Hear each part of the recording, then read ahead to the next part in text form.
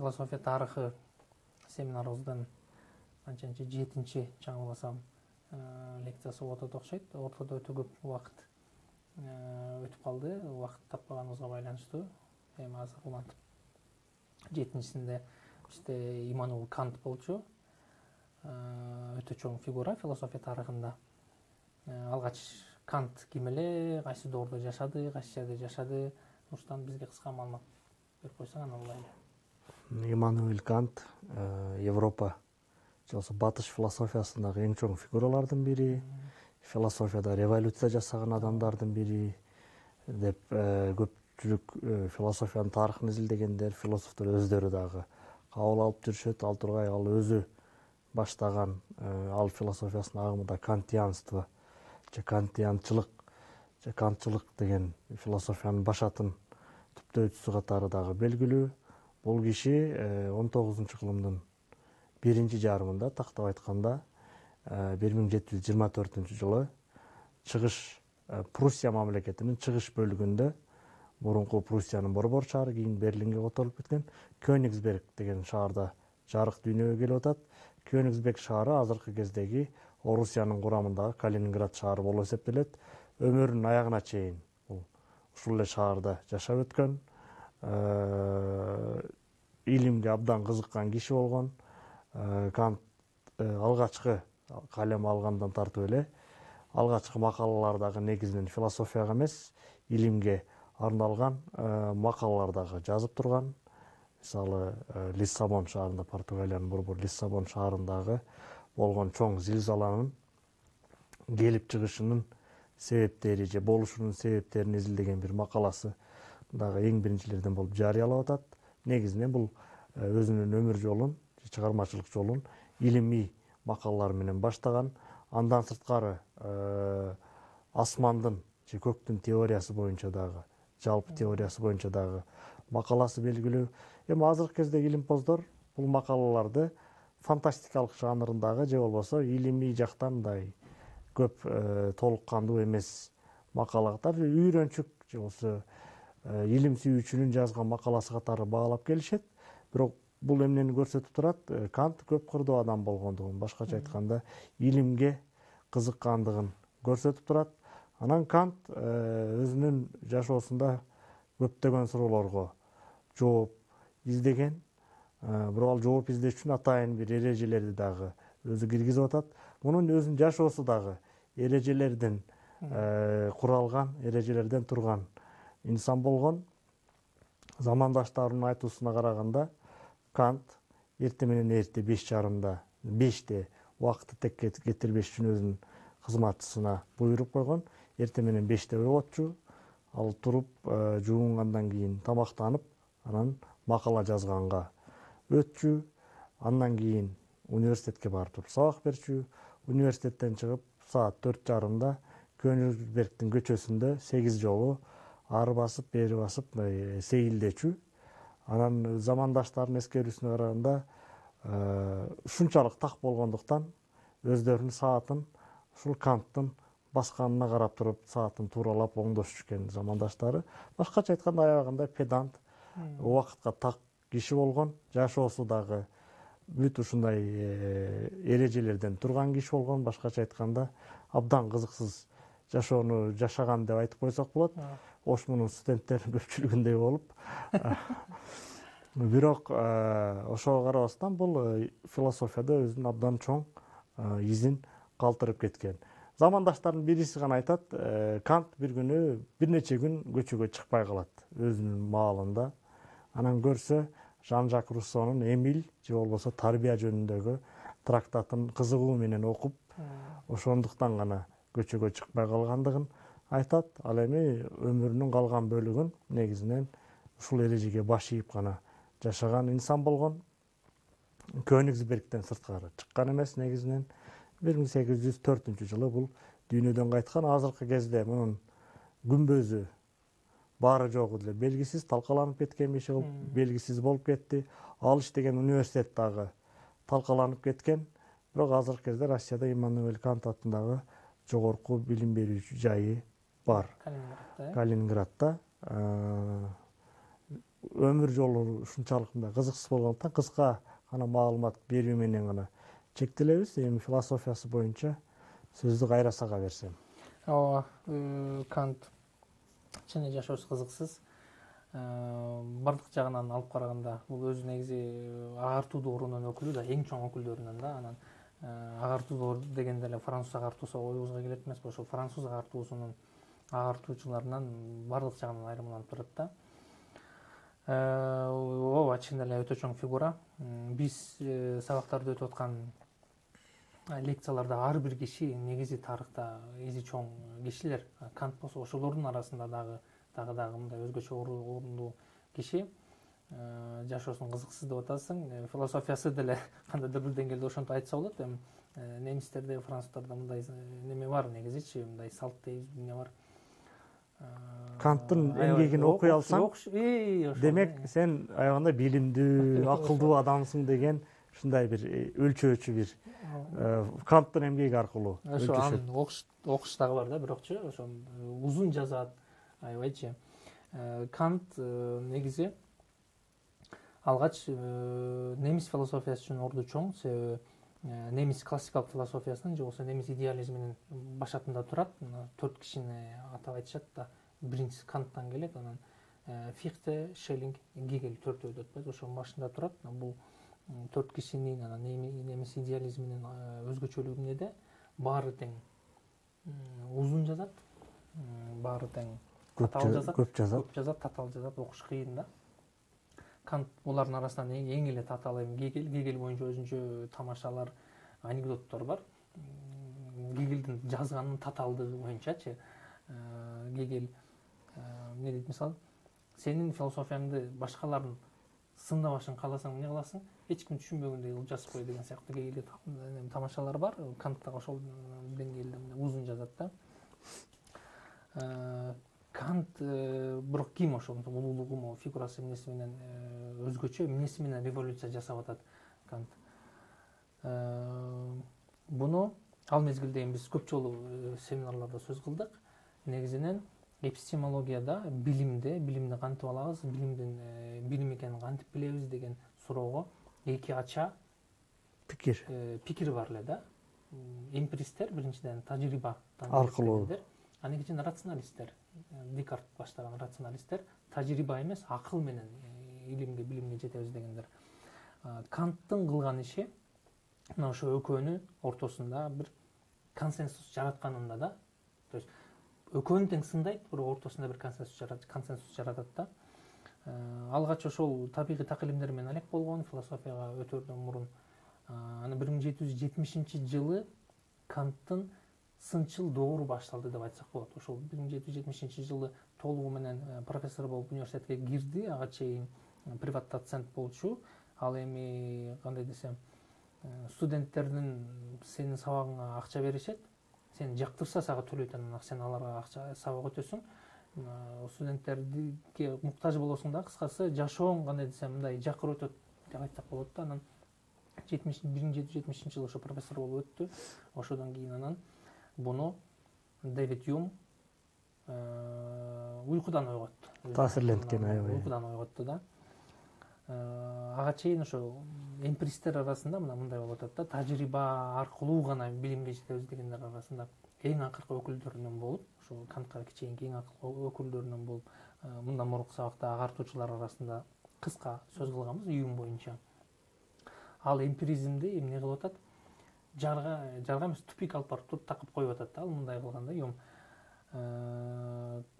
Англисче causation, кыргызча себептүүлүк деп айтсак болот. Себептүүлүктү жок кылганда Юм үчүн мындай, эч бир мындай чыныгы илим деген нерсе мүмкүн эмес. Юм үчүн ар бир материянын өзүнүн гана кичинекей маалыматтары, кичинекей илимдери мүмкүн да. Мисал менен айтсак, колубузда бир таш бар, ыргыттык, түштү жерге. Ошол таштын биз гравитацияны көрүп атабыз. Ошол таштын гана гравитациясын биле алабыз да бул жерденчи.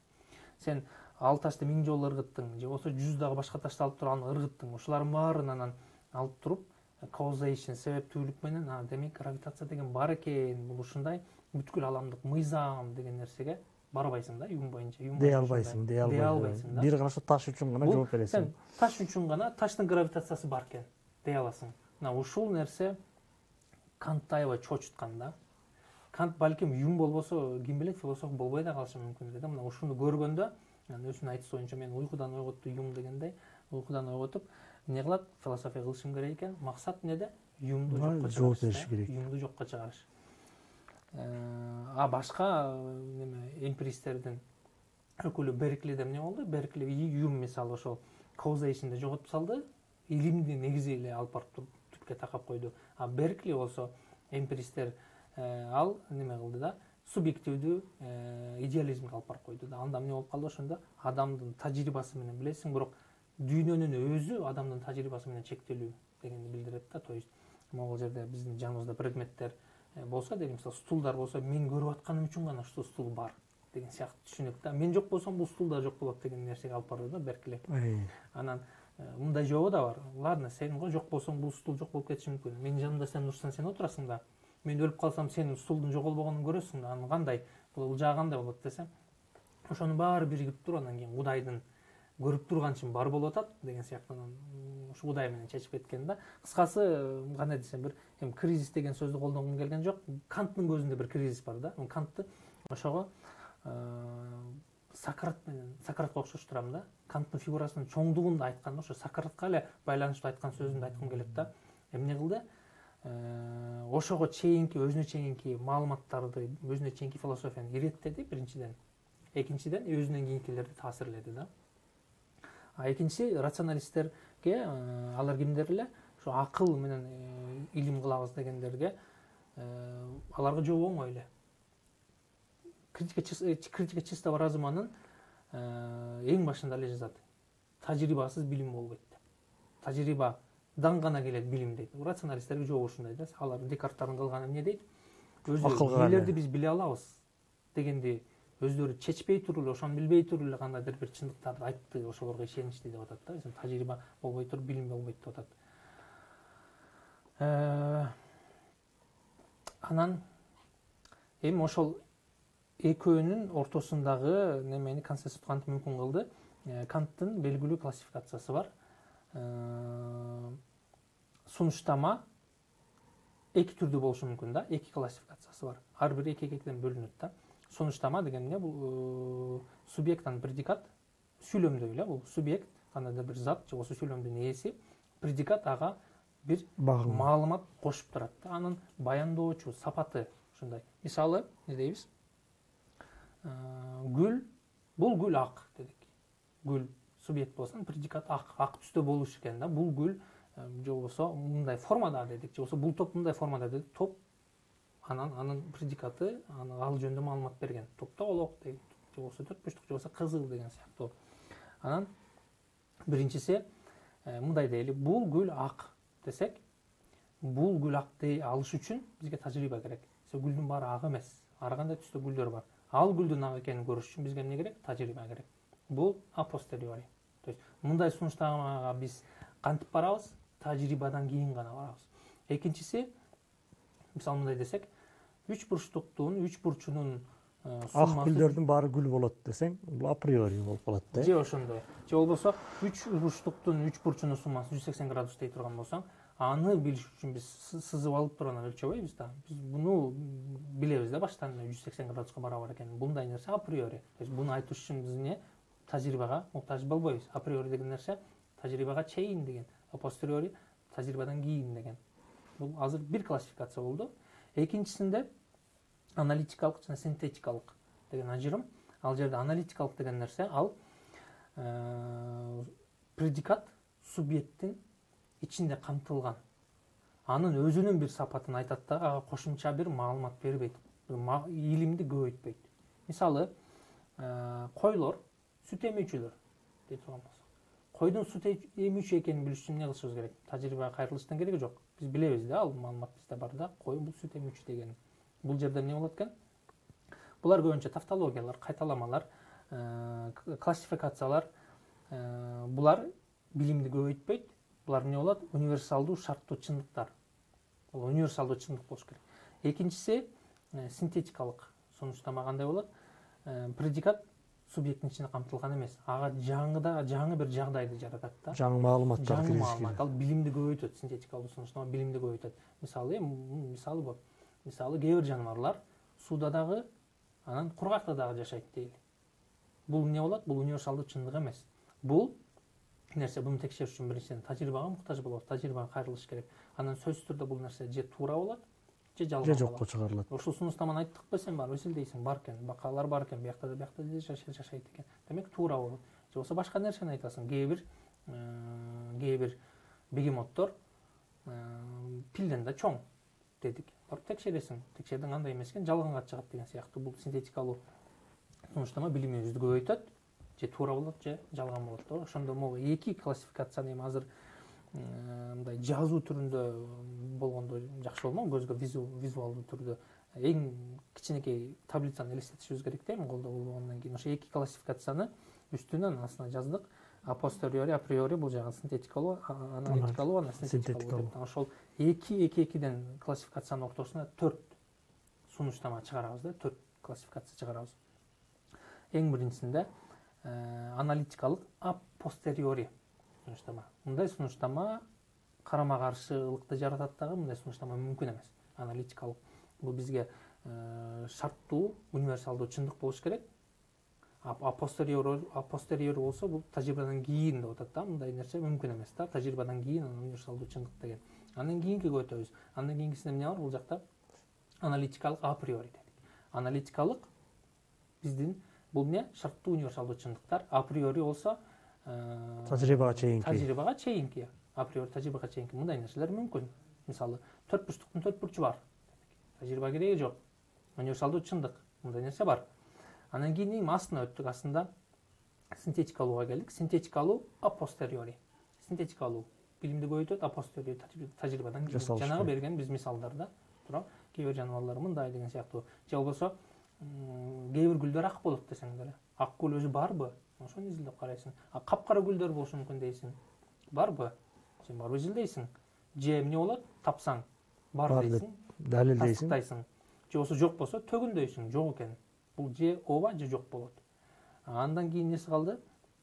Синтетикалуу априори сунуштама калды. Ушул жер проблема жараткан жер ушул жер. Буга чейинкисинде аналитикалык априори рационалисттер ансы деле барды айтып жүргөн нерселер. Синтетикалуу апостериори дагы барды, тажрыйбадан билимибиз келет. Же жок болот, же ооба болот деген нерсе бар. Канттын жаңы киргизген нерсеси бул синтетикалуу априори билим. Синтетикалуу илимди көбөйтөт. Жана ошол эле учурда априори бул универсалдуу чындыктар. 2 + 2 = 4.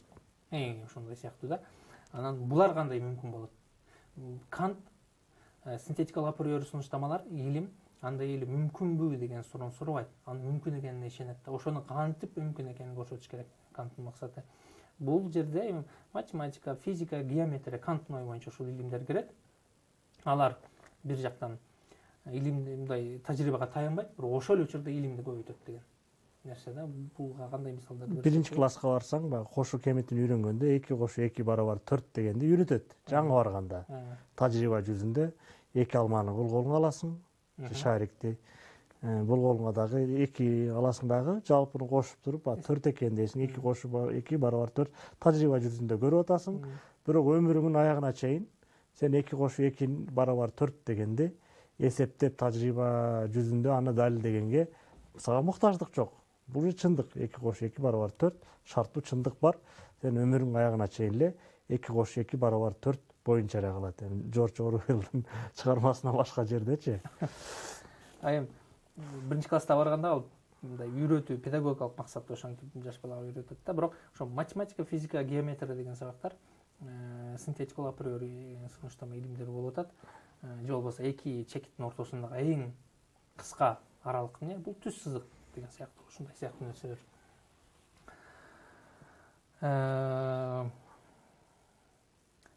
Ошо бул нерсе менен Кант рационалисттер менен эмпиристтерге жооп берип атат да. Бул нерсе менен максаты эмне? Канттын максаты.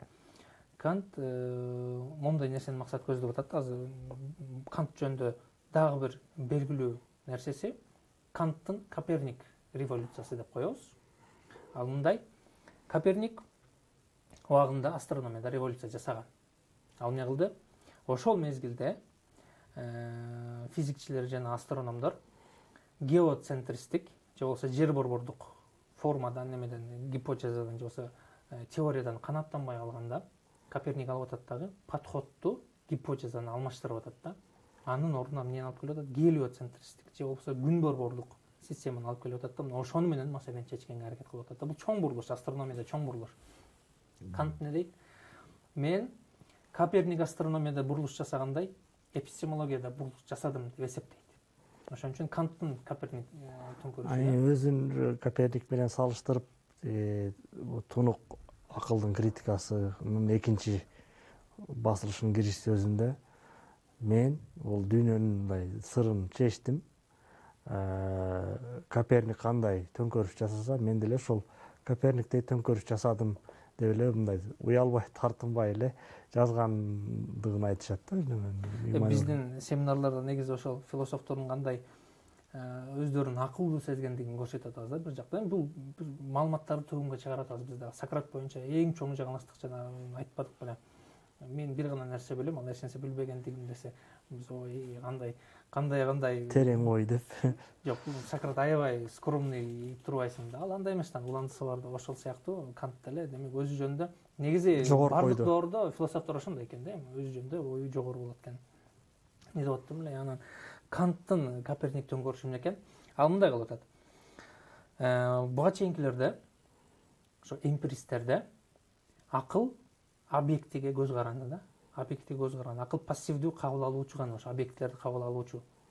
Кант мындай кылып атат. Акылды активдүү кылып атат да, тескерисинче объектин акылга көз каранды кылып атат да. Бул эмне дегенди билдирет? Акылдын активдүү болушу деген нерсе Кантта эмне? Бул ал мындай нерсе. Адамдын өзүнүн кабыл алуу жөндөмдүүлүгүнө карап, жаратылышты кабыл алып атканда өзүнүн кабыл алуу жөндөмдүүлүгүнө карап туруп, билим формаларын, билим структураларын ошол чийки объектиге жүктөө дегенди билдирет да. То есть объекти бар, ошону жөн эле кабыл албай эмне кылат экен?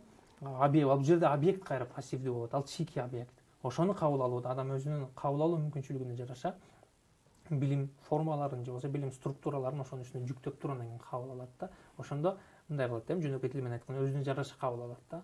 Бул жерде акыл активдүү дагы, анан жаратылыштагы мыйзамдарды ошондой биз объектилерден чыгарбайбыз. Таштан, гравитациядан, акылдын өзүнөн чыгарабыз да. Акыл өзү ошол мыйзамдарды жаратылышка таңуулайт десек болот ошондой. Эми бул жерде кандайдыр бир атайын жасалган бир процесс катары эмес да, бул бир саясат катары түшүнбөш керек. Адамдын мээси негизи ошондой иштейт дейин деп атат да Кантчы. Адамдын мээси билимди негизи ошондой кабыл алат дейин деп атат. Ушул жерде чоң нерсе жатат, мен оюм боюнча. Ушул жерде чоң нерсе жатат. Бул жерден эми Канттан кийинкилер ар ким ар кандай нерсе чыгарышы мүмкүн да. Канттан кийин негизи башталат да могу. Канттан кийин биз 19 кылымдын аягында анан 20 кылымда философияны экиге бөлөбүз го. Аналитикалык философия, континенталдык философия деп. Ошол аналитикалык философтор дагы, ошол учурда континенталдык философтор дагы өзүнүн башатын Кантта көрөт да. Анан акыл өзүнүн билим структураларын, өзүнүн мыйзамдарын ааламга, жаратылышка, объектиге жүктөйт экен деген нерсени ошол идеянын айтылышы эле бүгүн кандай анан интерпретацияларга жол ачты десек болот да. Мисалы эле Мишель Фукону билим менен бийликтин ортосундагы мамиле. Ошо окшош экен, окшош да. Ал эмне деп атат? Кантка чейинкилер, андан кийин Канттан кийинкилер да аналитикалык философиянын өзгөчөлүгү эмнеде? Билимди универсалдуу алып карашы да. Билим деген эч бир жерде, дүйнөнүн эч бир жеринде өзгөрбөйт. Баары бирдиктүү чындык, илимий чындыктар бар деп ишенгендер да аларчы. Сен билим жасадың, Англияда деле ошол, Кыргызстанда деле ошол, Кытайда деле ошол деген сыяктуу да. Континенталдык философтордун көз карашында эмне? Биринчиден билим тарыхый немеде контекстте алып каралса, анан керек болсо ошо Мишель Фуконун айткандай бийликке карап да өзгөрүшү мүмкүн да. Ал билим менен бийликтин байланышын куруп атат. Билим эч качан универсалдуу, дүйнөлүк бир жалгыз чындык эмес. Бийлик билимди колдонот болуп атат да. Бул эми балким физикалык илимде андай болбошу мүмкүн. Бирок гуманитардык, социалдык илимдерде, тарыхта өзгөчө мындай нерсе болот. Тарыхта колдонот, тилди колдонсо болот, мисалы үчүн. философияны өзүндө деле колдонсоң болот. Философияны өзүнө колдонсоң болот. Бул чоң бурулуш да, менин оюм боюнча чоң бурулуш. Анан Канттын дагы бир белгилүү нерсеси бар, илимди чектегендиги. Илимди эмне кылып чектеп атат? Илимге эки чек алып келди десек болот. Биринчиден, биринчиси бул илимдин тажрыйба менен чектелиши. Кайра эле жана сөздү кайталайбыз. Ошол тажрыйбага таянбаган илимди алып келдим дегени менен мүмкүн болгон жерде Кант айтып атат да, тажрыйбасыз билим мүмкүн эмес. Бул бир, билимдин тажрыйба тарабынан чектелиши. Экинчиси андан кызыгы, Канттын ошо белгилүү жагы, билимдин адамдын өзүнүн кабыл алуу жөндөмдүүлүгүнө карап чектелиши да. Акылдын чектелиши. Акылдын чектелиши. Адамдын көзүнө көрүнгөн бул дүйнө Кант үчүн бул чыныгы дүйнө эмес. Бул кубулуштар, көрүнүштөр, феномендер дүйнөсү да. Феномен деген нерсе бул адамга көрүнгөн кубулуш да. Анан чыныгы дүйнө бул нумен, жоксо номен. Феномен, анан номен. Номен бул чыныгы дүйнө, орусча немеси менен билебиз биз. Вещь для нас и вещь в себе деп. Орусча которулат. Вещь для нас деген ошо бизге көрүнгөн кубулушу үчүн. Бар болгон кубулуш, анан биз көргөн кубулуш деп койсок болот экен кыргызчада. Бар, чыныгы бар болгон. Чыныгы бар болгон кубулуш, анан биз көргөн кубулуш. Биз көргөн. Биздин көзүбүз, Канттын оюнча биздин көзүбүздө, мээбиздин ичинде фильтрлер болот. Чыныгы бар болгон кубулушту биз ошол фильтрлер аркылуу мындай өзүгө кабыл алып, анан жашыл түс деп айта алабыз. Чыныгы болгон жашыл түс бар экенин биз көрбөйбүз. Биз өзүбүздүн кабыл алуубузга ылайык жашыл деген. Ал биз үчүн кызыл түс да, ошо вещь для нас да, ошо үчүн. А вещь в себе өзү үчүн ал башка болушу мүмкүн.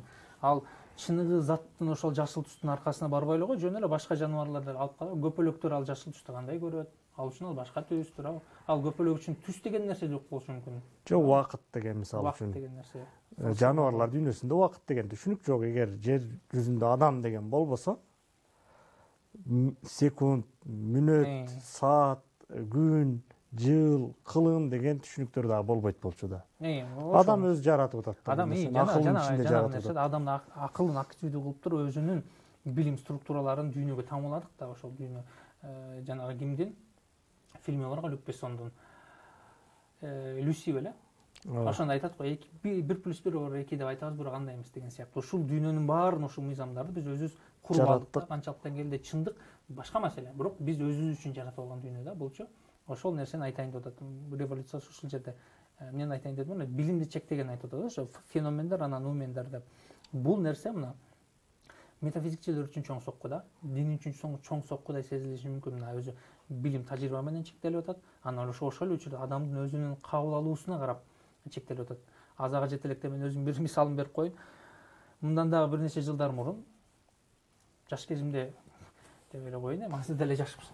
Мындан дагы жашыраак мезгилимде ушул нерселерди окуганда мен оюма мындай нерсе келет эле да. Өзүмчө бир мисал да, ушу Кантты түшүнүүгө аракет кылуу. Адамдын мээси бар. Бул Кант өзү айтып атат, адамдын мээсинин кабыл алуу жөндөмдүүлүгүнө карап дүйнөнү ошо менен гана чектелебиз деп атат. Анан мен бир мисал катары иттин мээси бар дейли, адамдын мээси бар, иттин мээси бар. Иттин мээси дагы, анан ар ким ар нерсеге ишенет. Бирөө үчүн Кудай жаратты, бирөө үчүн балким жаратылыш ошондой кылып жаратты. Бирок эмне дейин десең дагы, иттин мээсинин дагы кабыл алуу жөндөмдүүлүгү бар да. Ал өзүнүн жөндөмдүүлүгүнө карап дүйнөнү кабыл алып атат да. Туура сен айттың, адамдар жок болсо жаныбарлар деп. То есть ит үчүн дүйнө такыр башка болуп атат да, туурабы? Анан иттин мээсине караганда адамдын мээси шарттуу түрдө эле айтып атам, мынча эсе акылдуураак деп коелу, 20 эсе акылдуураак дейли. А биздин мээден дагы 20 эсе акылдуураак мээ мүмкүнбү негизи? Теориялык жакта мүмкүн да, туурабы? Ошондой мээ болуп калыш. Ал үчүн адам эмес, башка болуш керек да, башка бир жандык бизден 20 эсе акылдуу. Ал үчүн дүйнө кандай болмок? Канткандай болмок эмес. Өзүнүн илимий макалаларында, философияга келелек, бул ааламдын жаралышы, биздин галактиканын жаралышы булуттардан турат да, анан эң алыскы жагында, күндүн эң алыскы жакта планеталарда эң жакшы жерлер бар. Ал эң жакшы жерлерде бизден дагы акылдуу макулуктар дейбизби, жаратылгандар дейбизби, ошолор жашайт деген бир илимий фантастикалык бир неме сценарий сыяктуудай жазгандары бар да. Өзү балким ушуларды жаш кезинде ойлоп жүргөн дагы кийин ошонун айрым эпкиндери философиясына да чагылдырган да. Адамдын мээси бизден дагы балким бардыр, ким билет. Эми Канттын эмес, мен далилдеп көр. Жокко чыгар же далилде дегендей. Ошондой макулуктар бар болсо, алар дүйнөнү башкача кабыл алат да, бизден такыр башкача. Ошол нерсени айтайын деп атам да. Билимдин чектегени дагы Шарттуулугу деп койсо болот да. Билимдин чектелиши дагы Канттын кошкон чоң салымы философиягачы. Чын чоң салымы. Эмне деп аттым эле мен азыр мына мону карайлы. Ушул айткан эки чеги динди, метафизиканы, Кудай түшүнүгүн такырла жокко чыгарды да элестетиши мүмкүн да. Бирөөлөр анда Кудай тажрыйбага алынбайт экен, ал да жок. Бирок Кант үчүн андай эмес да. Кант үчүн тескери айтып атат. Бул ошол илимди чектеген билимди чеги Кудай түшүнүгүн жок кылбайт дейт да. Ал эмне кылат? Билим менен диндин экөө такыр эки башка сферада экенин көрсөтүп атат да. Ушул боюнча биздин коомдогу актуалдуу маселелердин бири бир нерсе болсо эле динди баса калып жата калабыз, тепкилейбиз. Же болбосо дин адамдары болсо илим поздорду тепкилеп эле, мына илгери эле китептерде айтылган экен деп тепкилеп эле. Негизи мындай карап турсаң экөө бири-бирине таптакыр кошпогон тармактарда. Бирөөсү ишеним, бул жеке сенин ичиңден Канттын айтышы ар ким өзүнүн кабыл алуусуна жараша бир ишенимиң бар, түшүнүгүң бар. Экинчиси бул илим. Ал жерде өзүнүн эрежелери болгон сыяктуучу. Бири-бири менен эч кимде жорулушпаган, кошпогон тармактарда. Эки башка тармакта ошол билим анан дин деген тартышууну ортодон чечип койгон болуп атат да. Чечип койгон болушу керек эле, бирок бүгүнкү күндөгү тартышуулар чечилбеп турат да, эмнегедирчи. Ошол үчүн негизи аябай популярдуу. Бир теолог менен атеисттеп келип тартышкан YouTube'да деле көп, андай просмотрларда көп болот экен. Мисалы ошондой уларга айткым келет да. Пайдасыз талашуу. Пайдасыз талашуу да. Пайдасыз талашуу. Билим, Кант өзү айтып атат да, эмне дейт? Мен Кудай же болбосо ишенимге орун калтыруу үчүн билимди чектедим дейт да. Билим ал сферада эмес дейт. Сен мындай деп атат да, тажрыйбанын мыйзамдарын алып туруп, тажрыйбанын сыртында колдоно албайсың деп атат да. Кудай өзү ишенимдин өзү ошондой да. Исламдын эле негизги немеси эмне? Көрбөй туруп ишенип атат. Ал биздин дүйнөдөгү тажрыйба кылып көрө турган зат эмес да, Кудайчы. Аны тажрыйба кылып көрө турган зат эмес болсо, сен ага кайра тажрыйбанын мыйзамын неге салып атасың? Эки башка түшүнүү, бири-бирин аралаштыруунун кереги жок. Айтып атсаң эстеп кеттим. Союз маалында ушу биздин улумундагы өкүлдөр айтып алышат да, ушундай бир колхоздордун мындай бригадирлери, раистери болгон дейт. Атеизм араны жүрүп турган маалда калпагын чечип ырдытып коюп, мына Кудайың болсо ошону кайра менин башыма кийгизип койсунчу. Ана жок, кийгизе албады, значит жок дегендей немелерди болгон экен да. Ушундай инсандарчы башкача айтканда баягы тажрыйба менен муну кыла албайсың да. Сен калпагыңды чеченен бирөө башыңа кийгизгидей аны мынтип эксперимент, мынтип тажрыйба жүргүзө албайсың да. Ал Кудайдын бар же жок экенин далилдеш же жокко чыгарыш үчүнчү. Ошого жанагындай тартыштарга дин өкүлдөрү деле эмнеге барат? Дин өзү айтып атат да, дин өзү айтып атат. Тажрыйба кылып болбойт дейт да. Ошону көрбөй туруп ишенебиз. Бул ишеним деп атат. Ал демек тартышууга барыштын кереги жок да, тажрыйба менен көрүштүн кереги жок. Сен Кудай түшүнүгүн кой. Жөнөкөй эле бир башка мисал болсун. Тажрыйба түшүнүгүнүн ичинде эле бир мисал берейинби? Единорог. Жалгыз мүйүздүү атсымал деген неме образ бар жомоктордон, Ошол чынында барбы жокпу десе эмне болот? Чынында барбы жокпу? Же болбосо мындайраак эле мисал болсун. Кандайдыр бир ушундай бир планетада жашоо барбы? Же болбосо ааламда жерден башка жашоо барбы? Тажрыйбага, мыйзамдарына бул баш ийеби? Берген мисалдарым. Баш ийет туруп, барып туруп көрсөк болот. Бирок барбы? Аз айта алабызбы? Жок. Жок эмес да, айта албайбыз. Айта албайсың. Себеби колуңда неме далил жок. Далил жок. Сен тажрыйбанын мыйзамдарына баш ийген жерде да айта албайт экенсиң. Анан тажрыйбанын мыйзамдарына баш ийген жерде кантип айтасың? Айтыштын кереги жок да, айтыштын кереги жок. Ошол мына биринчиден ошо дин менен илимдин ортосундагы тартышууну чечип койдум деп ишенет дейли. Кант ишенет. Канчалык чечилди билбейм. Анан рационалисттер менен эмпиристтердин ортосундагы да ошол маселени чечтим дейт да, жанагы неме сунуштамалардын билимдин классификациясы аркылуу. Ушул жерде мен неме кыстырма кылып кетейин. Кант билимдин маселесин чечкенден кийинки экинчи этапта сен азыр өзүң деле айтып берсең керек, тереңирээк этика тармагы бар да. Этика маселесине дагы кирген. Кызыктуу көз караштары бар бул тармакта деле Канттын. Ошол боюнча сөз кылып берсең. Этикасы, Канттын этикасы кандай? Бул дагы аягында кызыктуу болот. Мисалы үчүн биздин коом үчүн аягында эле пайдалуу бир талаш тартыштууну жаратса керек деп ойлойм. Окуш керек, сөзсүз окуш керек да. Этикасы да бир төңкөрүш. Этикасы ошол илимди чектеп коюуду деген жерден алыстай албай атам, бирок мен үчүн аябай маанилүү нерсе да болчу. Мен өзүм ушундай таасирленгем. Кант үчүн илимден айтайын деген эң акыркы биринчи сөзү менен бүтүрөйүн ушуну. Кант үчүн бул жашоодо, бул ааламда илимден деле башка нерселер бар да. Ушуну айткым келди да, илимден башка искусство дейли. Сулуулук деген эмне? Илим буну тастыктай алабы же бул формуласын көрсөтүп бере алабы? Бирөөлөр аракет кылган болушу мүмкүн, бирок мынтип аз ойлонсоң, татаал эми ойлосоң деле. Сүйүү деген эмне? Мисалы, эненин баласына болгон сүйүү эмне? Анын формуласы барбы? Туурабы? Же болбосо жөнөкөй эле адам жакшылык деген эмне? Жакшылык деген эмне? Адам эркин болушу керекпи? Адамдын биз жеке жашоосун сыйлашыбыз керекпи? Буну илим тастыктайбы? Илим бир өлкөдө адамдардын жашоосу сыйланбайт экен деген ушуларды тастыкташы мүмкүн, туурабы? Бул жерде сыйланат экен, бул жерде сыйланбайт экен, бирок сыйланышы керекпи дегенди каяктан чыгарабыз? Этикадан чыгарса болот, этика айтышы мүмкүн, туурабы? Ахляк айтышы мүмкүн да. Ооба, адамдын жашоосу сыйланышы керек. Же болбосо адам эркин, төрөлүшү менен эркин деген сыяктуу түшүнүктөр илимдин сыртында жатат да. То есть илимден деле башка нерселер бар да жашоодо, ошолор менен алек болуш керек. Кант өзү деле жашоосунда мындай либерал болгон, эркиндикти сүйгөн, Француз революциясын аягында колдогон башында. Француз революциясынын жыйынтыгы революция өз балдарын жеп, анан террорго айланып кеткенден кийин аны Француз революциясын колдоону токтоткондугун өзү дагы жазып атпайбы? Эркиндикти сүйгөн киши катары неме кылсак болот. Кант ошол агартуудордун өкүлдөрүнүн, бирок француз агартуучулардын бир өзгөчөлүгү бар да. Ошолордон айырмаланып Кант кыпкызыл атеист эмес, кыпкызыл материалист эмес да. Ал ошол илимден, ал француз агартуучуларынын эң негизги орток радикал эмес да. Ошол нерсе илимди аябай катуу мындай желек кылып көтөргөнүндө да Кант андай эмес да. Анан ошо этикасында, бунун этикасын төңкөрүшү эмне? Кант динден, анан физикадан айырмаланган бир бүткүл дүйнө үчүн өтүмдүү бир этика куруу аракетин жасады, сунуштап атат да. Буга чейинки этикаларда ал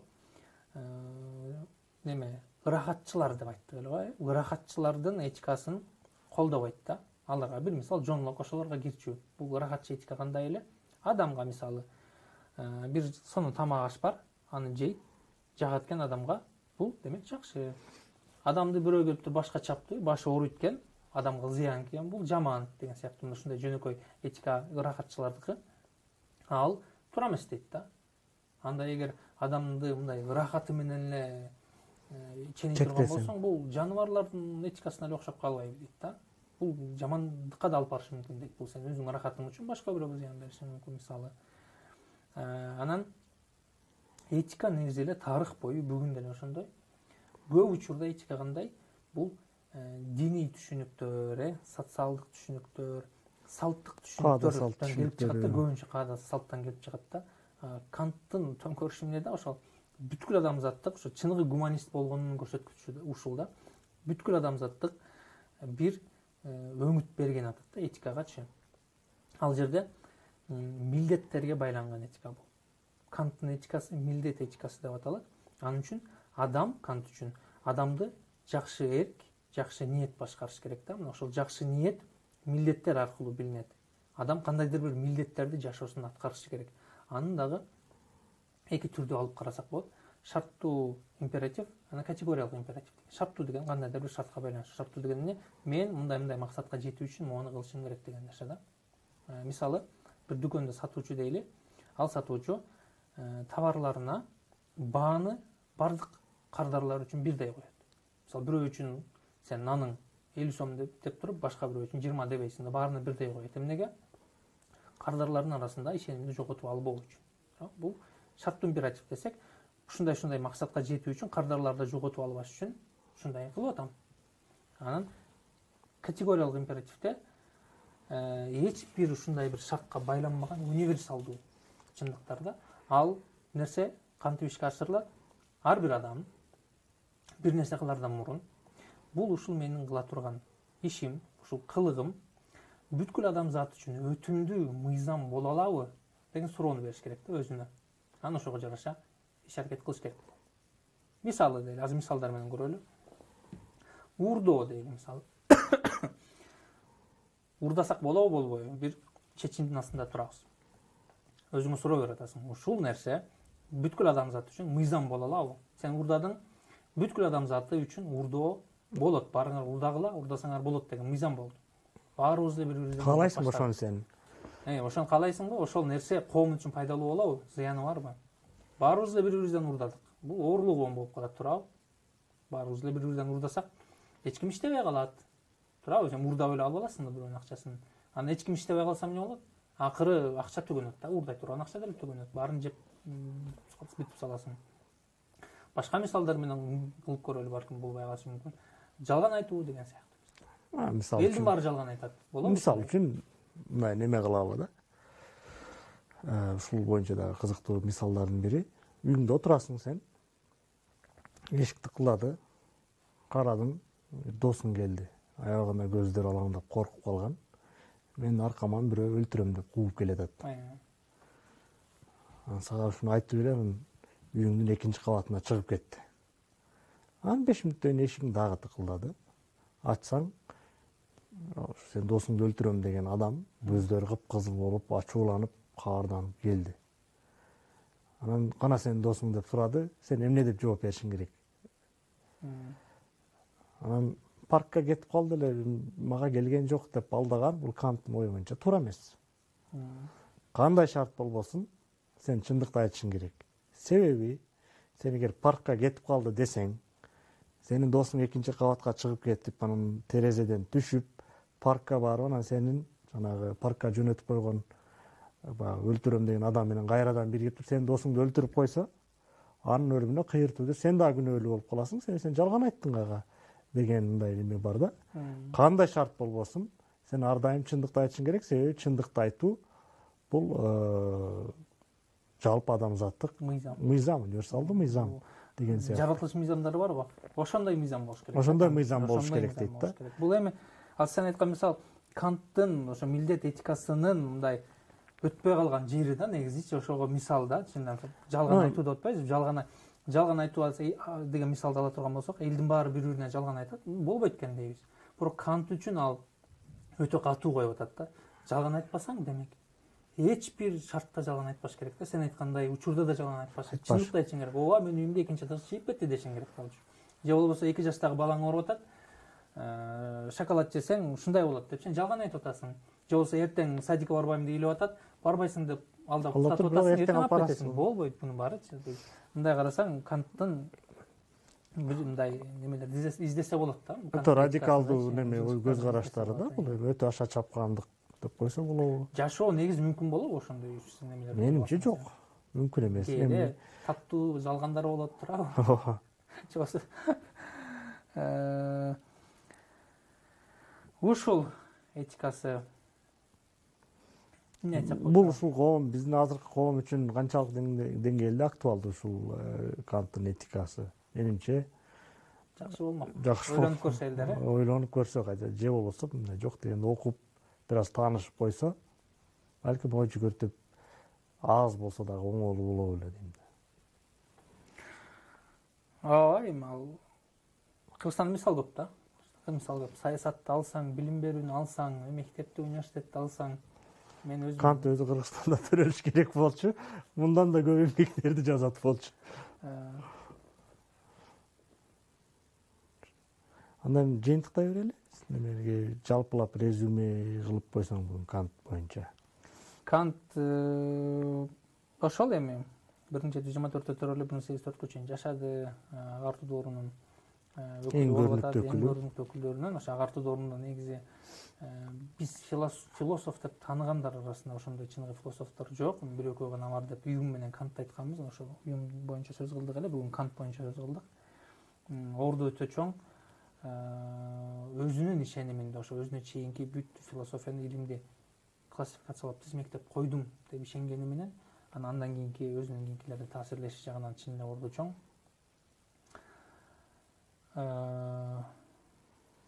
Ошол эми мындан кийинкисинде буюрса Карл Маркс боюнча сөз кылып кетебиз.